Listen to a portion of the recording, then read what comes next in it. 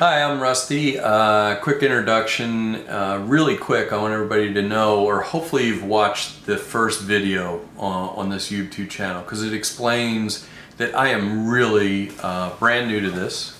Though I've tried to do a lot of research on this. If you can imagine an ex-Air Force pilot trying to learn something, it was a lot of reading before I even got started. Fact is, I just got a machine. I got a CTX3030. And I know there's a lot of different machines for different purposes, and everybody's got their own idea of what's the right machine. And one end of the beach, one machine could be the best, and the other end of the beach, another one could be the best. But this is the one I got, and this is the one I'm going to start out on. Hopefully it's not too complicated.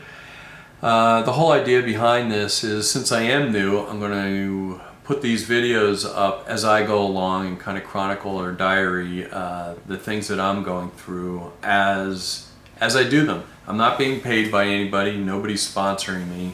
Nobody's giving me free machine or anything else. So what we're going to do today is I'm going to actually install the software and go ahead and put it on my machine, and then put the machine together. I haven't even done that yet. And I made a copy of the user's manual for the software and for the hardware. And so I have a little bit of an idea of what's going to come up, but you're actually going to see on the screen here, we're going to cut to that in a second, exactly what I'm going through. So bear with me, I may make some mistakes, but I'll try to edit most of the bad stuff out. And just put the disk in, and you can see here we go, run setup, and hopefully we'll be able to go through this fairly quick. I have two screens, so you may see me drag things in from the other side. That's actually what I'm doing, and we are English, obviously. Here we have the choices to install Xchange 2 application software on the computer, complete with manual. I'll probably go ahead and do that. And the guide that you can install, and the manual. I guess you can also do the reading on these down here too. The Xchange manual and getting started, but I have all the hard copies here. So we'll go ahead and install this. Yeah, okay, I read that. Oh god, I accept. Alright, next. And looks like this is going to install fairly quick. If I have to, I'll go ahead and chop things out as we do this. Finish, and it looks like it's installed the Xchange 2. Let's go ahead and click on this, and I know we're going to have to do a couple of preference things in here. I'll go ahead and work in the 12-hour clock. Position format, so we got digital, or decimal rather, decimal minutes, or degrees, I'm sorry, degrees, minutes, seconds. I'm going to attempt the first round here to go here with the decimal, and come to think of it, while we're on here, I will go back and we will go to Google and my other programs, and we will, there's a startup tip, and we will go back and resync Google Earth and Street Maps, because I know we'll be using the maps later. So wow, that was about it. I know I have to put in my username and password and log in. I'm going to go ahead and do that off screen. I'm sure you don't want to sit and go through that. We'll jump back up afterwards and we'll go through this, which I know that means there's an update. Let's jump into the Google Earth real quick. And if we go up, this is bringing Google Earth up. And as we look down here, this is already set. If you look down in the bottom right-hand corner, you can see the lat long down there. But if you go up to Tools, let's see, Options, and we go to a decimal degrees, so you can sync that, and now Google Earth is reading the same way as the Xchange 2. And then I'll go ahead and open up Microsoft Streets, which I also use, And we can, if I remember correctly, go up to Tools, Options, and here we're in degrees, minutes, seconds. So we'll go to decimal degrees on here, hit OK. So we're using the same. I'm not so sure you can see this on here, but there we go, down here in this corner. You can see we're using the same type of location. You can go to, let's see, Google Maps. Yes, I am out in the LA area. Right click and go what's here. And I'm not sure what they use. Okay, they use decimal too. So, or they use both really if you click on that. So if you're going to go and look at this, I believe this is the way it comes up by default in Google Maps. So anyway, I'm going to go log in. I'm going to go at my account created, and then we're going to go through the update. Anyway, I will be back in a second. Okay, I'm back. I'm registered, and what I'm going to do is I believe that I can update the software, and then the next thing to do is, since I don't have the unit together yet, is to update the unit's firmware. We're going to go ahead and click on this to install the new update. I'm also going to, as I get the other equipment, I will also add in videos for that. And my game plan is once I have down the software itself, I will go ahead and try to specific areas. I really don't see too many videos on software, so hopefully as I learn that, I will pass that along to you, and we'll all learn from that.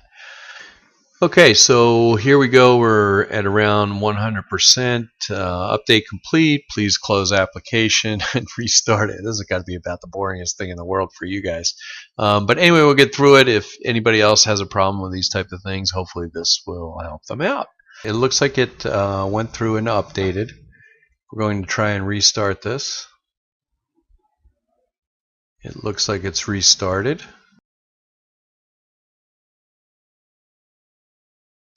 Now I am going to hit this and log in.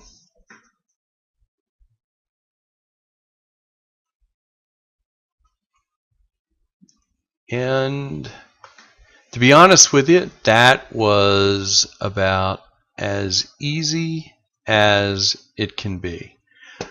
Next thing we're going to do is put the machine together, and then I will tack on to the back of this the updating the firmware. I believe that has to be done in the unit itself once it's plugged into the computer. Also, if you look up here on the Xchange 2, exclamation point has gone up there. Also, I remember reading, if you have something else that's very important that needs to be updated, there will be a much bigger notification up there that'll come up. So anyway, let's jump off here, and then we will jump back on and do the firmware update. And then as far as I know, we got everything done and updated as far as software goes. Be right back. I assembled the 3030. That was fairly easy. The strange thing is where the cable goes into the shaft seems awful sharp. I'm gonna have to look into that one and see if there's a way to put a little bit of protection for the cable around there, especially if you're bouncing that around a lot. Anyway, back to the firmware. What we're going to do now is attempt to upgrade the firmware, which upgrading firmware to anything always makes me a little nervous. So what we're going to do, what I would do first is, let's go to the website here, and we go on to what I would do, or what I did was, is I actually downloaded a PDF with upgrade instructions, and you notice this says CTX3030, which in translation means the firmware and not the Xchange. So downloaded that, and what I ended up with was this, and that's hopefully what we're going to go through now. So what I'm going to do is attach the USB cable to the computer. Then we're going to start up the Xchange, which you'll see on here, which I will have to go through logging in again.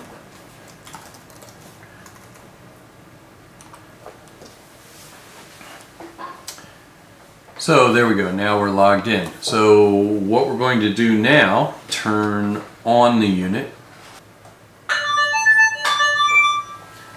That's the sound. It says you need to format the disk drive. Nope, we're not going to do that. The firmware on the CTX is out of date.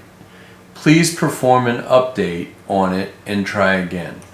Okay, that's what we're going to do. So you saw that notice. We will go ahead, and this is what we're supposed to be seeing right now. On the unit itself, it says USB connected. I'll go ahead and flash a picture up there if I can on that. 70%. So this is fairly fast. 80. I believe the next thing we should see is firmware transfer complete. Do not turn off, and I know this is important, not to turn off the detector.